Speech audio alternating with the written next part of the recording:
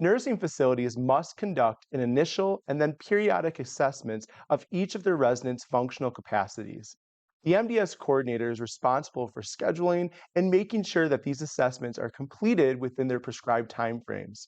In this video, which is the second video in our MDS Coordinator 101 series, I will provide you with an overview of the scheduling guidelines surrounding the OBRA required assessments. So if you're a new MDS coordinator or you're looking to become one, stick around because this video is for you.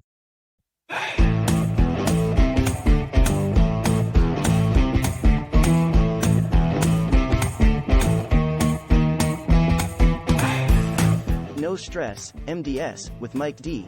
Taking the stress out of MDS, one puzzle piece at a time.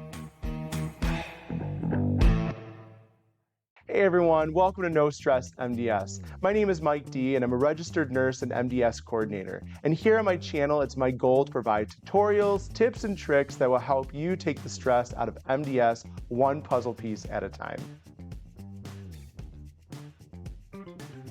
When discussing the different types of MDS assessments, there are two categories that assessments fall into.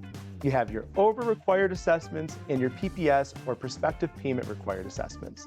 So the PPS required assessments are only completed when a resident is actively utilizing their Medicare Part A benefit. But I will review the requirements for these types of assessments in the next video of our series. Now, the OBRA required assessments are the MDS assessments that are required for every resident in your facility who's residing in a Medicare and/or Medicaid certified bed, regardless of their payer type. OBRA, which stands for Omnibus Budget Reconciliation Act, references the law that was put into place in 1987 that outlined the requirements for nursing home care. The OBRA 87 mandated that facilities conduct assessments of their residents utilizing the resident assessment instrument. If you haven't already, check out the first video in my MDS Coordinator 101 series, where I review the RAI process and its origins. It includes a lot of information about this act. I'll leave a link to this video in my description box below. It is essential for new MDS coordinators to quickly learn how to schedule and coordinate the OBRA required assessments. The rules and timeframes for when these required assessments are to be scheduled are clearly outlined in the RAI User's Manual. A skilled MDS coordinator knows how to maintain compliance with the required timeframes, all the while ensuring the best outcomes when considering resident care, quality measures, and reimbursement for the case mix states, which depend on the OBRA required MDS. Now, before we jump into the different types of OBRA required assessments and the scheduling rules that pertain to them, we have some concepts and definitions that we need to review first. The Assessment Reference Day, or ARD or ARD, is probably one of the most important concepts you'll want to understand as a new MDS coordinator, because it plays such a big role in not only the scheduling of the MDS, but also the completion of the MDS assessments. The Assessment Reference Day, or the ARD, refers specifically to the endpoint for the observation or look-back periods in the MDS assessment process. I'll discuss the concept of the observation window in further detail in a later video. The ARD must be set either on a paper MDS item set or in the facility software within specific time frames of assessments needing to be completed to maintain compliance with OBRA requirements.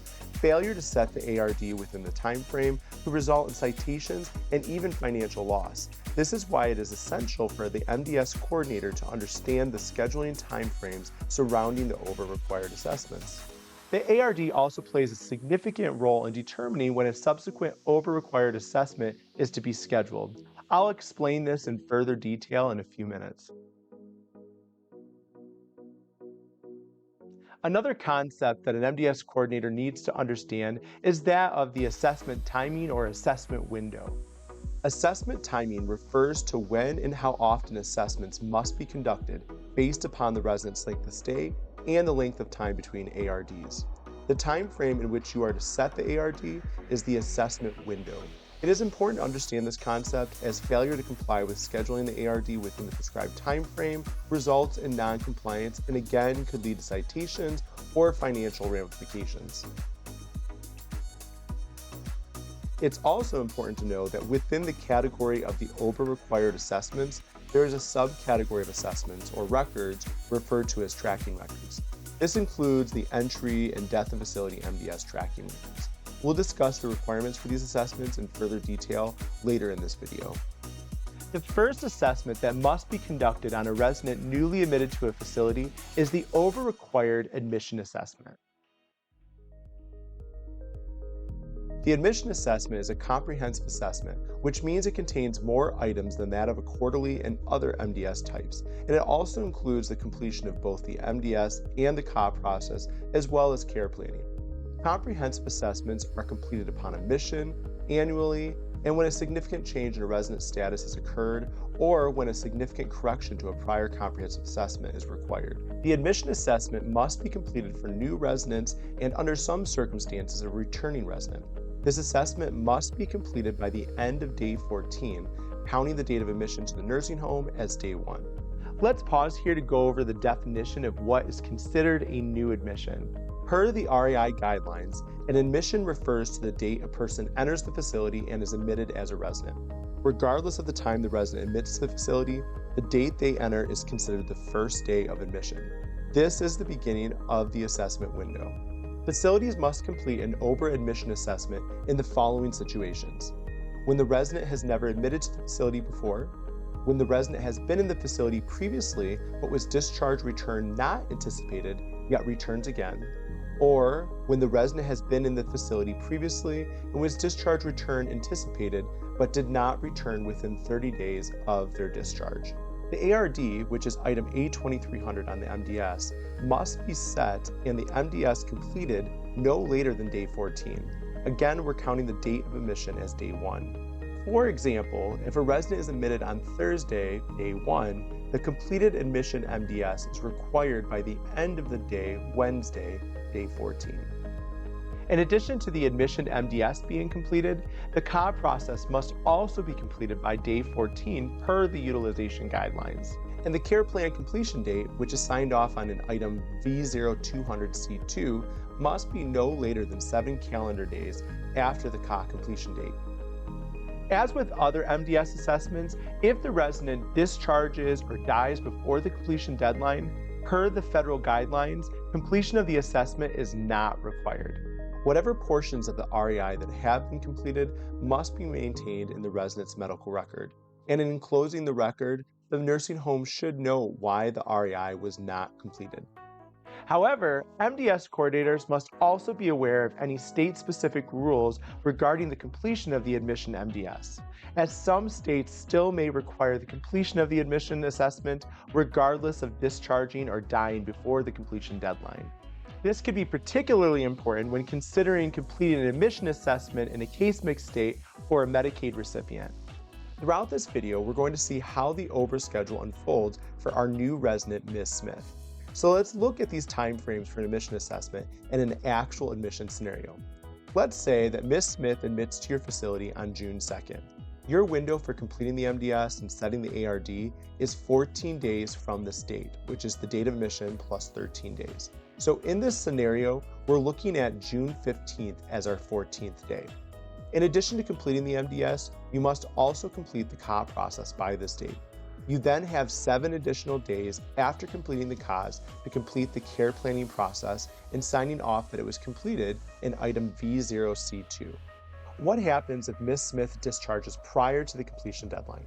Well, the facility would then have the option to not complete the admission assessment. But again, you will need to make sure your state doesn't have any specific rules that would prohibit you from doing so. The annual assessment is another comprehensive assessment that must be conducted annually on every resident residing in the nursing home. These assessments must be scheduled at least every 366 days since the most recently completed comprehensive assessment. The ARD must be set within 366 days after the ARD of the previous OBRA comprehensive assessment and within 92 days since the ARD of the prior OBRA quarterly or significant correction to quarterly assessment. So that's the ARD of the previous comprehensive assessment plus 366 calendar days and ARD of previous OBRA quarterly assessment plus 92 calendar days. The MDS and CA process must be completed no later than 14 days after the ARD and the care planning completion date must be no later than 7 calendar days after the CA completion date. Let's take another look at Ms. Smith. We already had completed an admission assessment for her with an ARD of June 8th, 2023, and we now know that per the RAI guidelines, she'll need another comprehensive assessment scheduled no later than 366 days after that ARD. This now creates the assessment window for when the ARD needs to be scheduled. The facility has the option to set the ARD for the annual anytime between the admission ARD and that 366th day. We also need to keep in consideration of the quarterly assessment timing when setting the ARD, but we'll talk about that in further detail in a few minutes. Let's say we schedule the assessment on June 8th of 2024. This assessment must be completed 14 days after this date along with the CA process. The facility then has 7 days after the CA completion date to complete the care planning process. As long as there are no intervening significant change in status assessments or significant correction to prior comprehensive assessments, which we'll discuss shortly, the cycle will continue on where a new comprehensive annual assessment will be required every 366 days following the previously completed annual assessment. Facilities may also be required to complete a significant change in status for a resident who meets the criteria for this assessment. This is another comprehensive assessment and can be performed at any time after the completion of an admission MDS assessment. The completion date and ARD depend on the date that the IDT's determination was made that the resident had a significant change. The RAI defines a significant change as being a major decline or improvement in a resident's status that 1. Will not normally resolve itself without intervention by staff or by implementing standard disease-related clinical interventions. The decline is not considered self-limiting. 2. Impacts more than one area of the resident's health status. And 3. Requires interdisciplinary review and/or revision of the care plan. When it's not clear whether the resident meets the significant change in status assessment guidelines, the nursing home may take up to 14 days to determine whether the criteria are met. But once it has been determined that the resident meets the criteria, the nursing home should document the determination of a significant change in the resident's status in the clinical record, and the facility should schedule and complete the assessment 14 days after the determination. A significant change in status assessment is required if there are either 2 or more areas of decline or 2 or more areas of improvement. For example, let's say Ms. Smith had unfortunately developed a new stage 3 pressure ulcer to her coccyx and had also experienced a change in her urinary incontinence status, going from always continent to frequently incontinent. The IDT determined that these changes are not self-limiting and will not resolve within 14 days. This would be considered a significant change in condition, and the facility should proceed with conducting a significant change in status assessment. If there is only one change, the IDT still may decide to conduct a SIG change assessment if they feel it would benefit the resident. If that's the case, they should document the rationale in the resident's medical record for completing a significant change in status assessment that does not meet the criteria for completion. A significant change in status assessment must also be completed whenever a resident enrolls or disenrolls in a hospice program or if they change hospice providers. The ARD and completion deadline for these significant change in status assessments must be within 14 days from the effective date of the hospice election or revocation.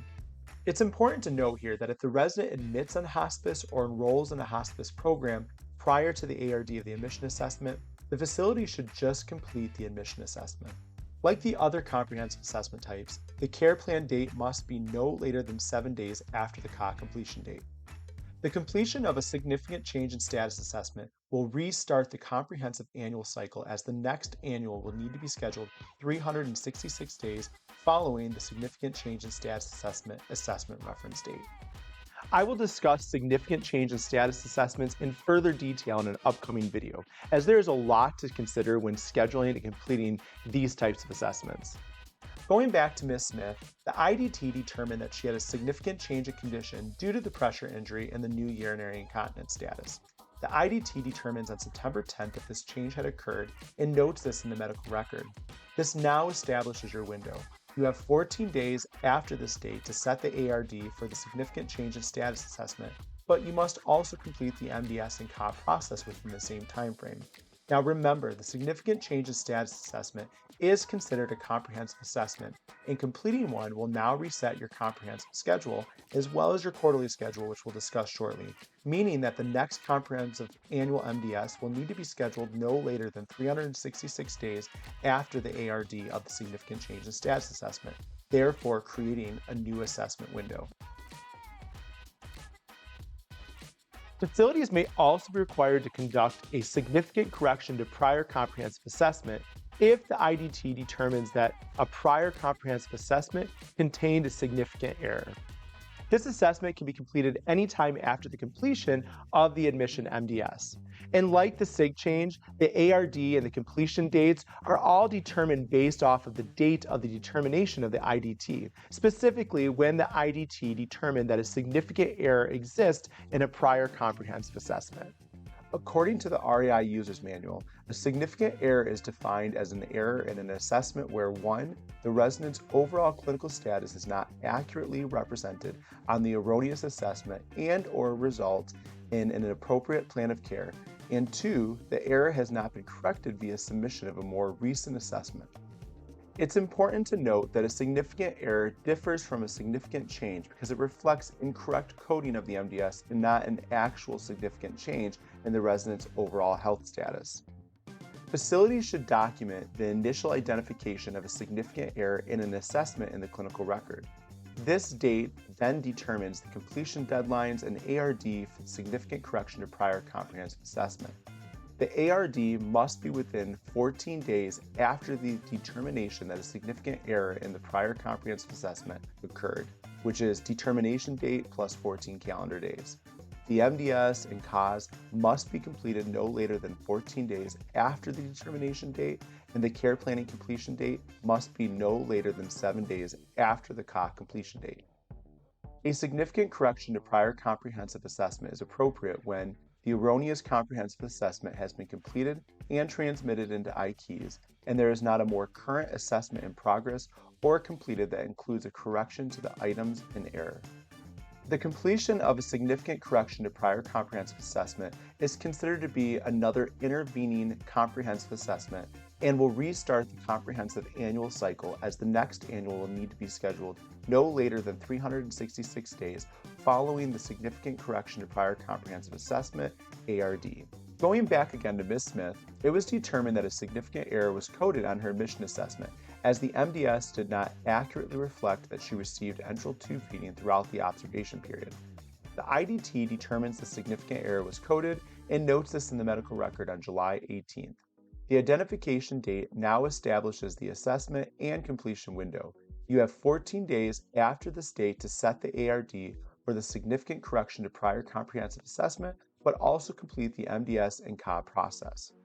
Now remember again that the significant correction to prior comprehensive assessment is considered a comprehensive assessment, and completing one will reset your comprehensive schedule and your quarterly schedule, which again we'll discuss shortly, meaning the next comprehensive annual MDS will need to be scheduled no later than 366 days after the significant correction to prior comprehensive assessment, ARD, creating a new assessment window.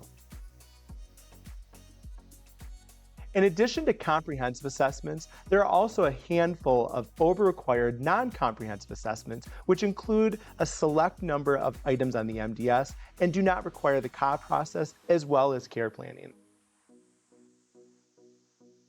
The quarterly assessment is one of these non-comprehensive assessment types and must be completed for residents at least every 92 days following the previous OBRA assessment of any type. The ARD must be set within 92 days after the ARD of the most recent OBRA assessment of any type.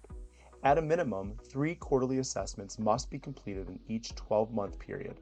It is important to note here that facilities may choose to complete more than 3 quarterly assessments within the year for various reasons, including managing quality measures and case mix purposes. Facilities may also choose to complete an annual assessment early to ensure that the regulatory timeframes are met.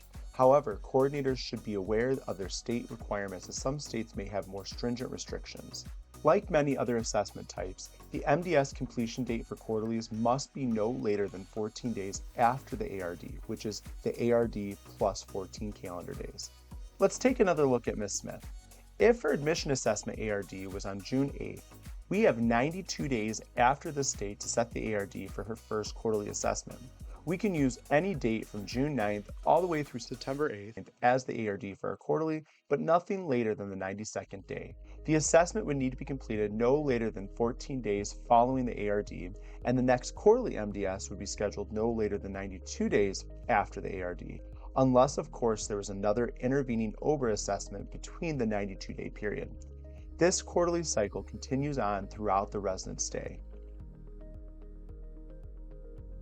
Facilities may also be required to complete a significant correction to prior quarterly assessment if criteria is met. Like the significant correction to prior comprehensive assessment, a significant correction to prior quarterly assessment must also be completed when the IDT determines that a resident's prior quarterly assessment contains a significant error. It can be performed at any time after the completion of quarterly assessment, and the ARD and completion dates depend on the date that the determination was made. Facilities should document the initial identification of a significant error in an assessment in the clinical record.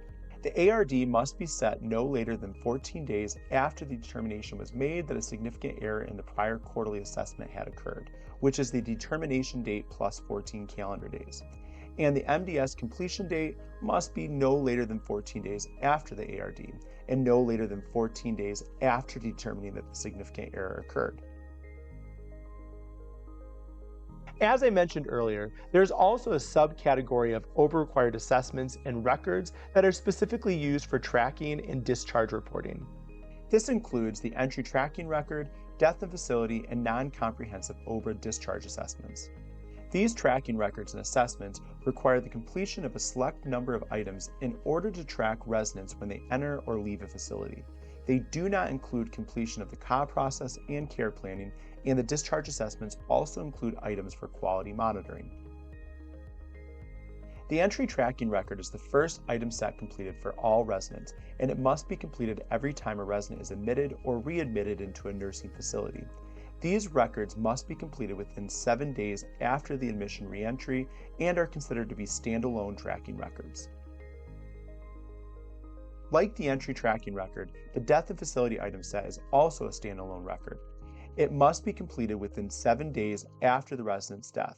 These assessments are completed when a resident dies in the facility or when on LOA. There are two different types of OBRA-required discharge assessments. There is a discharge return not anticipated and a discharge return anticipated. But before we review the requirements for these discharge assessments, we need to first look at how a discharge is defined per the RAI User's Manual. A discharge refers to the date a resident leaves the facility. And again, according to the RAI guidelines, a day begins at 12 a.m. and ends at 11:59 p.m. So regardless of whether discharge occurs at 12 a.m. or 11:59 p.m., this date is considered the actual date of discharge. Any of the following situations warrant a discharge assessment, regardless of facility policies pertaining to opening and closing clinical records and bed holds. A resident is discharged from the facility to a private residence. A resident is admitted to a hospital or other care setting, or a resident has a hospital observation stay greater than 24 hours, regardless of whether the hospital admits the resident. A discharge return not anticipated assessment must be completed when the resident is discharged from the facility and the resident is not expected to return to the facility within 30 days. It must be completed within 14 days after the discharge date. This assessment ends the resident's OBRA schedule, meaning that if the resident was to return to the facility, the OBRA schedule would start over again and the facility would need to conduct a new admission assessment. For example, if Ms. Smith discharged home from our facility on July 12th, we would have completed a discharge return not anticipated assessment with an ARD of July 12th. But let's say she unfortunately is hospitalized again and returns to our facility on July 21st. This is considered a new admission and the OBRA cycle restarts. Even though she was only discharged a week prior, because the discharge was a return not anticipated, she is considered a new admission and the schedule restarts. A discharge return anticipated is completed when the resident is discharged from the facility and the resident is expected to return to the facility within 30 days. As long as the resident returns within 30 days, the OBRA schedule continues and a new admission assessment is not required upon the resident's return. These assessments must be completed within 14 days after the discharge date. In situations when the OBRA admission assessment was already completed prior to discharge, the IDT should evaluate and determine if criteria is met for a significant change in status assessment whenever a resident returns to the facility following a discharge return anticipated. If a significant change in status assessment is not indicated, but an OBRA assessment was due while the resident was in the hospital, the facility has 13 days after re-entry to complete the assessment. When looking at all of the assessments in the big picture, you will see that a typical 12-month OBRA schedule would look something like this. Resident admits with an entry, an admission is scheduled and completed within 14 days, a quarterly would be scheduled 92 days after the admission and completed 14 days after the ARD, another quarterly would be scheduled 92 days after that quarterly, and again after 92 days after that quarterly, with an annual assessment being scheduled not only 366 days after the admission assessment, but no later than 92 days after the previous quarterly ARD. This cycle would continue as long as the resident remains in the facility. Now, if a significant change in status assessment or significant correction of prior assessment was required at some point, this would alter the schedule, but the 92 and 366 day requirement would be reset again based off of the ARD for those assessments. Now, in this video, I did not review how these assessments are or are not required for residents who are in a hospital swing bed, but all of those guidelines can be found in Chapter 2 of the RAI User's Manual. In a nutshell, the comprehensive assessments discussed, as well as the quarterly and discharges, are not required for swing beds, but the entry and death in facility tracking records are required when applicable, as well as swing bed discharge assessments. Well, I hope you found the information shared in this video to be helpful, and if you did, please make sure to click the like button below. This is the second video in my MDS Coordinator 101 series, and if you'd like to be notified when I upload the next video in the series, please make sure to subscribe and click the notifications bell. Thanks for watching. I'll see you next time. Thank you for joining us for No Stress, MDS. If you have suggestions for topics you would like to see covered, we would love to hear from you. For additional resources, education, and MDS merchandise, you can find us on the web at www.nostressmds.com. Until next time, remember, you can take the stress out of MDS by putting the puzzle together, one piece at a time.